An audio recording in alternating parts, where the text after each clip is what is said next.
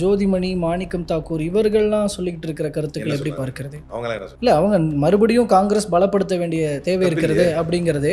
ஆனா அது திமுக அதற்கு தடைக்கல்லாக இருக்கிறது. நான் என்ன சொல்றேன்னா, கூட்டணியில் அதிக இடங்கள் வேண்டும், எங்களுக்கான அங்கீகாரம் வேண்டும் என்பதை நோக்கி தலைவர்களுடைய பேச்சு இருந்தால் அது ஆரோக்கியமானது தான். நீங்க கேட்டது பிளவு, பிரச்சனை, சிக்கல் அப்படின்னா நான் ஓப்பனாவே சொல்லிட்டேன். அதுக்கு அந்த மாதிரி கருத்து தெரிவித்தவர்கள் அர்த்தம் இல்லாதவர்கள் தமிழ்நாட்டில். they don't deserve any significance in the state or the politics. அவங்களுக்குலாம் என்ன இடமும் இல்லை, அவங்களுக்கு ஒன்றும் மரியாதையும் இல்லை தமிழ்நாடு ஸ்டேட்டில். அவங்களுக்கு ஒரு ஃபாலோவரும் கிடையாது. அவங்கள என்னன்னு கேட்கறது கூட இங்கே நாதி கிடையாது. இதுதான் காங்கிரசினுடைய பலம். இவ்வளவு எங்களுக்கு இந்த அளவிற்கான விஷயம் வேண்டும்னு சொல்லும் போது அதை திமுக கொடுக்கவில்லை என்றால் அப்போ அந்த இடத்துல காங்கிரசினுடைய மன எண்ணம் என்னவாக இருக்கும் அப்படிங்கிற பாயிண்ட்டை போய் தான் நிற்குது, தொடுது. இது அதனால கேட்குறேன். அப்படி ஒரு கால் கேட்டு கொடுக்கவில்லை என்று சொன்னால் அதை பற்றி முடிவெடுப்பதற்குத்தான் தேசிய தலைமைன்னு ஒன்று இருக்கு, மாநில தலைமைன்னு ஒன்று இருக்கு. மற்ற சில்லறைகள் கொஞ்சம் சத்தம் போடாமல் அமைதியாக கேட்டு ஆட்டாமல் இருந்தால் நல்லா இருக்கும். யார சில்லறைகள்னு சொல்லுங்க. இந்த நேரத்தில் அனாவசியமான பிரச்சனைகளை தவிர்க்கணும் அப்படிங்கிறது, அதே நேரத்தில் கட்சியுடைய கண்ணியத்தையும் காக்கணும். ரெண்டும் முக்கியமாக இருக்குது. கட்சியுடைய கண்ணியத்தையே காத்துக்கிட்டு அனாவசியமான பிரச்சனையையும் தவிர்க்கணும் அப்படின்னு சொன்னால் நமக்கான அதிகப்படியான பிரதிநிதித்துவத்தை கேட்டு பெறுவது எப்படி என்பதை பற்றி நம்முடைய குறிக்கோள் இருக்கும். அதில் தலைவர் எல்லாரும் சரியாக இருக்கிறாங்க. உண்மையிலே சொல்லணும்னா இப்படி ஒரு பேசு பொருள் உருவானதற்கு காரணம் விஜய் என்கின்ற ஒரு புதிய கட்சியை ஆரம்பித்ததுனால. ஒருவேளை இல்லைன்னா இதை பற்றி பேசு பொருளே இருந்திருக்காரு. என் ஜனநாயகம் படத்துக்கு நெருக்கடியே பிஜேபியால் தான் வருதுன்னு ஆயுதம் சொல்ல மாட்டேங்க. இது வரைக்கும் சொல்லலை. பிஜேபி தான் காரணம். அவரும் சொல்லலை. 10வது வரைக்கும் அவங்க ரெண்டாம் கட்ட தலைவர்களும் சொல்ல மாட்டேங்கிறாங்க. பிஜேபி தான், பாசிச பாஜக தான் இதை எதிர்க்கிறது.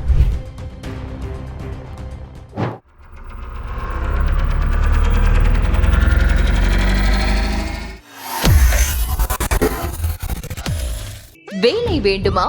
ப்ளூ ஓஷன் இருக்கிறது.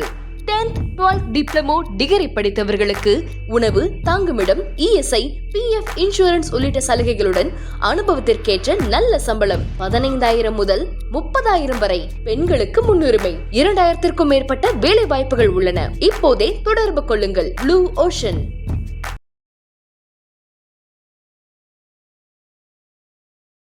தமிழ்நாட்டில் இப்போ எலெக்ஷன் வரதுனால கூட்டணி தொடர்பான விஷயங்கள், தொகுதி பங்கீடுகள்லாம் பேசப்பட்டு இருக்கு. திமுக காங்கிரஸ் இடையில் ஒரு மோதல் போக்கு நிலவிக்கிட்டே இருக்கு. அது தலைமைகள்லாம் பேசியும் கூட முடிவுக்கே வரலன்ற ஒரு விமர்சனம் இன்னமும் வந்துக்கிட்டே இருக்குது. இது கூட்டணி பிளவு வரைக்கும் போகுமா? இன்னொரு பக்கம் தாவேகா காங்கிரஸ் இடையிலான பேச்சுவார்த்தை அப்படி இப்படின்னு நிறைய விஷயங்கள் பேசுகிறாங்கல்ல. காங்கிரஸ் இதை எப்படி பார்க்குது? என்ன பதில் சொல்லிக்கணும்? திமுக காங்கிரஸுக்குடைய மோதல்லாம் எதை சொல்கிறீங்க? இல்லை, காங்கிரஸில் இருக்கிற சில எம்பிக்களே திமுக நம்மளை ஒடுக்க பார்க்குறது, திமுகவோடு இருப்பதனால் இப்போ பிரவீன் சக்கரவர்த்திலாம் சொல்கிறார் திமுகவோடு இருப்பது. இல்லை, எம்பி கிடையாது. பிரவீன் சக்கரவர்த்தி கேள்வி நீங்கள் யாருமே கேட்கக்கூடாது. ஏன்னா அவர் செய்தது தவறு. அதற்கு எதிராக நான் தேசிய தலைமைக்கு நடவடிக்கை எடுக்கும்படி பரிந்துரை செய்திருக்கிறேன்னு சொல்லிட்டார் செல்வ பெருந்தகை. ஆனால் தேசிய தலைமை அமைதியாக இருக்கிறாங்களே. நடவடிக்கையை ஒரு தேசிய கட்சியில் உடனே எடுக்க மாட்டாங்க. ஆனால் அவர் நடவடிக்கைக்கு உட்படுத்தப்பட வேண்டியவரா அப்படிங்கிற கேள்விக்கு பதில் இருக்கு. நடவடிக்கைக்கு உட்படுத்தப்பட வேண்டியவர் என்று மாநில தலைமை கருதுகிறது. So it's done. He's unfit. நம்மளா இப்போ ஊடகங்களாக அவர் அந்த நபரை பேசி பெரிதாக்கிட்டால் தான் உண்டே தவிர அவருடைய பேச்சுக்கு அர்த்தம் இல்லை என்று மாநில தலைமை சொல்லிவிட்டது. மாநில தலைமை யார்? He's the proper person to represent national president. அவர் தானே. மாநில தலைமை தெளிவாக சொல்லுது. இன்னொன்றையும் மாநில தலைமை சொல்கிறது, இந்த தளபதி பேசினதுக்கு பிறகு எங்களுக்கு இந்த தொகுதி எங்களுக்கு தான் அப்படின்னு யார் போஸ்டர் ஒட்டினார்களோ அவர்களின் மீது நடவடிக்கை எடுக்கப்படும். அதை விசாரிப்பதற்கு மதுரை மாவட்ட தலைவரை நான் பறித்திருக்கிறேன் அப்படின்னு சொல்லிட்டார். ஸோ அதுவும் க்ளோஸு. தளபதியுடைய பேச்சை வன்மையாக கண்டிக்கிறேன். அது பேசியது மிகவும் கண்டனத்திற்குரியது அப்படி எங்கள் தலைவர் சொன்ன உடனே ஆர்எஸ் பாரதி இது சம்பந்தமாக மீண்டும் நம்ம கட்சி ஆட்கள் பேசுவது நியாயமற்றது, இதை பேசக்கூடாது என்று அவருடைய தலைமையும் கண்டித்து விட்டது. தேர்தல் நேரத்தில் இல்லைடா, ஜோதிமணி, மாணிக்கம் தாக்கூர் இவர்கள்லாம் சொல்லிக்கிட்டு இருக்கிற கருத்துக்கள் எப்படி பார்க்கிறது? அவங்களாம் என்ன சொன்னாங்க? இல்லை, அவங்க மறுபடியும் காங்கிரஸ் பலப்படுத்த வேண்டிய தேவை இருக்கிறது அப்படிங்கிறது. ஆனால் அது திமுக அதற்கு தடைக்கல்லாக இருக்கிறது. நான் என்ன சொல்றேன்னா, கூட்டணியில் அதிக இடங்கள் வேண்டும், எங்களுக்கான அங்கீகாரம் வேண்டும் என்பதை நோக்கி தலைவர்களுடைய பேச்சு இருந்தால் அது ஆரோக்கியமானது தானே.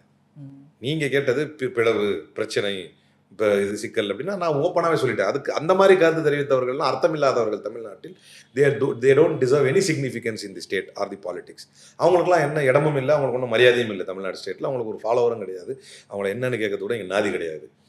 தலைவர்கள் கருத்து சொன்னால் அவங்க கருத்தை கரெக்டாக டீகோட் பண்ணி பாருங்கள். ஒரு டைமில் என்னென்ன சொல்லியிருக்கிறாங்கன்னு பார்த்தீங்கன்னா, எங்களுக்கான மரியாதை இருக்கணும், எங்களுக்கான பிரதிநிதித்துவம் அதிகமாக வேணும், அதிகாரத்தில் பங்கு என்று வந்து கிரீஷ் சோடங்கர் சொல்றாரு. அதை நோக்கி போனோம். நாங்கள் தர முடியாது திமுக சொல்லுது, நாங்கள் கேட்போம்னு நாங்கள் சொல்றோம்.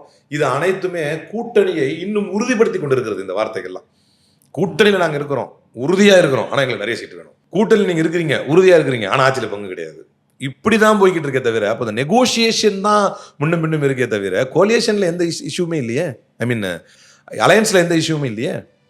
இது எப்படி பிரச்சனையா பார்க்க முடியும்? விஜய் விஷயத்துல இது எந்த பாயிண்ட்ல பிரச்சனை ஆகிவிடுமோன்னு பார்க்கப்படுதுன்னா, ஒருவேளை அப்போ எதிர்பார்க்கிறது இதுதான் காங்கிரசினுடைய பலம், இவ்வளவு எங்களுக்கு இந்த அளவிற்கான விஷயம் வேண்டும்னு சொல்லும்போது அதை திமுக கொடுக்கவில்லை என்றால் அப்போ அந்த இடத்துல காங்கிரசினுடைய மன எண்ணம் என்னவாக இருக்கும் அப்படிங்கிற பாயிண்ட்டை போய் தான் நிற்கிது, தொடுது. இது அதனால கேட்குறேன். இது ரொம்ப நியாயமானது அரசியல் களத்தில். இது எல்லா கட்சிகளுக்கும் பொருந்தும். அப்படி ஒரு கால் கேட்டு கொடுக்கவில்லை என்று சொன்னால் அதை பற்றி முடிவெடுப்பதற்குத்தான் தேசிய தலைமைன்னு ஒன்று இருக்குது, மாநில தலைமைன்னு ஒன்று இருக்குது. மற்ற சில்லறைகள் கொஞ்சம் சத்தம் போடாமல் அமைதியாக கேட் ஆட்டாமல் இருந்தால் நல்லாயிருக்கும். அவ்வளோதான் நான் சொல்லுவேன். ஏன்னா சில்லறைகள்னு சொல்கிறேன், யாரெல்லாம் கண்டிக்கப்பட்டார்களோ, யாரெல்லாம் வந்து பேசக்கூடாது என்று பணிக்கப்பட்டார்களோ அவர்களே சொல்கிறேன். அப்போ இது ரொம்ப கோரான மேட்ரு. ஒரு லார்ஜர் த்ரெட்டை வந்து எதிர்கொண்டுட்டு இருக்கிறோம். பாஜக என்கின்ற மிகப்பெரிய கொடூர சக்தியை தமிழ்நாடு மட்டும்தான் சேஃபாக இருக்குது பாஜகவுடைய கொடூர பிடியிலிருந்து. இதில் கூட ஏதாவது ஒன்று பண்ணிட மாட்டோமான்னு ஆல் பாசிபிள் மீன்ஸ் அண்ட் வேஸில் வந்து ட்ரை பண்ணிட்டு இருக்கேன். இந்த நேரத்தில் அனாவசியமான பிரச்சனைகளை தவிர்க்கணும் அப்படிங்கிறது, அதே நேரத்தில் கட்சியுடைய கண்ணியத்தையும் காக்கணும். அது ரெண்டும் முக்கியமாக இருக்குது. கட்சியுடைய கண்ணியத்தையே காத்துக்கிட்டு அனாவசியமான பிரச்சனையையும் தவிர்க்கணும் அப்படின்னு சொன்னால் நமக்கான அதிகப்படியான பிரதிநிதித்துவத்தை கேட்டு பெறுவது எப்படி என்பதை பற்றி நம்முடைய குறிக்கோள் இருக்கும். அதில் தலைவர் எல்லாரும் சரியாக இருக்கிறாங்க. உண்மையிலே சொல்லணும்னா இப்படி ஒரு பேசு பொருள் உருவானதற்கு காரணம் விஜய் என்கின்ற ஒரு புதிய கட்சியை ஆரம்பித்ததனால். ஒருவேளை இல்லைன்னா இதை பற்றி பேசு பொருளே இருந்திருக்காது. இங்கே தான் என்ன கேள்வினா, அப்போது காங்கிரஸ் வளர்வதற்கான பாதையில் செல்வதற்கு விஜய் ஒரு ஆப்ஷனாக இருக்க மாட்டார், அதாவது இருக்க மாட்டார்னு காங்கிரஸ் நினைக்குதா? இப்போ விஜயோடு சேர்ந்தால் நமக்கான வளர்ச்சி இருக்கிறது அப்படின்னு இப்போ கேசி வேணுகோபால் மாதிரியான ஆட்கள்லாம் நினைக்கிறாங்கன்னு ஒரு செய்திகள் வருது இல்லையா? அதை எப்படி பார்க்கறது? அத்தைக்கு முதல்ல மீச முளைக்கிட்டோங்க, வரட்டும். நான் என்ன சொல்கிறேன்னா, டு பி ஹானஸ்ட், நான் எல்லா மேடைகள்லையும் சொல்கிறேன், ஆனால் அதை விட்டுறாங்க விஜய் ஆட்கள். நான் லாஸ்ட்டாக பேசுகிறத பிடிச்சிக்கிறாங்க. நான் என்ன சொல்கிறேன்னா, அன்றைக்கி கூட ஒரு டிபேட்டில் இருக்கும்போது, அப்போ நெஞ்சில் குடியிருக்காரா விஜய்? நாங்கள் ஆமாம், நல்ல நடிகரா அப்படி. I admire him as an actor, dancer, எல்லாமே சூப்பர் தான். அவர் பாலிடிக்ஸ்க்கு வரக்கூடாதா? வரலாம். கட்சி ஆரம்பிக்கக்கூடாதா? ஐயோ, இது நம்ம யார் இதெல்லாம் சொல்கிறதுக்கு? ஆரம்பிக்கலாம். என்ன இப்போ ஐடியாலஜியில் போகிறாரு? கன்ஸ்ட்ரக்டிவ் ஐடியாலஜி தான். பெரியார், அண்ணா, சான்ஸே கிடையாது, நல்ல லீடர்ஸ். பிஜேபியை நான் எதிர்ப்பேன். ஓ சூப்பர், அப்ரிஷியபிள், ஹார்ட்ஃபுல், என்ன சொல்கிறது, whole heartedly we welcome it. Next என்ன பிரச்சனை? அப்படி சொல்கிறப்ப சில இடர்பாடுகள் பிரச்சனைகள்லாம் வரும். ஏன்னா நீங்கள் வரலாற்றில் எதிர்கொள்கிறது ஒட்டுமொத்த உலகத்திலேயே ஒரு ரத்த வெறி கொண்ட கேங்க. எத்தனை பேர், எத்தனை கொலைகள், எத்தனை கலவரங்கள், எத்தனை உயிர் பலிகள். இன்னைக்கு கூட இந்த தீபக் இஷ்யூ ஓடிட்டு இருக்கு உத்தரகாண்டில், அதெல்லாம் பார்த்தீங்கன்னா அநியாயம். இப்போ யூபியில் போய் ஒரு ஸ்கூலுக்குள்ள நுழைஞ்சு இது என்ன இது முஸ்லீம் ஃபோட்டோ தொங்குது, இங்கே மதம் மாத்துறீங்களா அப்படின்னு ஸ்கூலை போய் பிரச்சனை பண்ணிட்டு இருக்கானுங்க. ஒரு படம் மனோஜ் பாஜ்பாயோடைய படத்தில் இருக்கிறவங்க எல்லாருக்குமே எஃப்ஐஆர் போடணும்னு யூபியில் யோகி ஆதித்யநாத் வந்து ஆர்டர் கொடுத்துருக்காப்புல. இப்படிலாம் காட்டாட்சி நடந்துட்டு இருக்கு இந்தியா, உலகம் பூரா. உலகத்தில் இந்தியாவில் நடக்கிற மாதிரி காட்டாட்சி இங்கேயும் நடக்கிற மாதிரி காட்டாட்சி நடத்துகிறாங்க. இவர் எதிர்க்கிறேங்கிறாரு. ஓ பரவாயில்லப்பா, எதிர்க்கிறேங்கிறாரு. உத்து நோக்குனா ஒன்றுலையும் ஃபெயிலியர் ஆகிட்டே வர்றாரு. சிம்பிளாக என் ஜனநாயகம் படத்துக்கு நெருக்கடியே பிஜேபியால் தான் வருதுன்னு ஆயுதம் சொல்ல மாட்டேங்கிறார். இது வரைக்கும் சொல்லலை. பிஜேபி தான் காரணம் அவரும் சொல்லலை. 10வது வரைக்கும் அவங்க ரெண்டாம் கட்ட தலைவர்களும் சொல்ல மாட்டேங்கிறாங்க. பிஜேபி தான், பாசிச பாஜக தான் இதை எதிர்க்கிறதுன்னு. இவங்களை நம்பி இந்தியாவின் ஒட்டுமொத்த எதிர்காலத்தையும் தன் தோளில் சுமக்கின்ற எங்கள் தலைவர் ராகுல் காந்தி அவரே செல்ல வேண்டும் என்று நினைத்தால் கூட நாங்கள் சொல்ல மாட்டோமா? தலைவரே, இவரை நம்பி போகிறது கொஞ்சம் கஷ்டம், வரட்டும், ப்ரூவ் பண்ணட்டும். இன்னும் more than political leader, he's an actor no. ஏன்னா படம் இருக்குது இன்னும் மிச்சம். முடிச்சுட்டு ஃபுல் டைம் பாலிடிக்ஸ்குள்ளே வரணும். டேய் விஜய் வெளியே வா அப்படின்னு எல்லாரும் என்ன கேட்குறாங்க அப்படின்னாரு.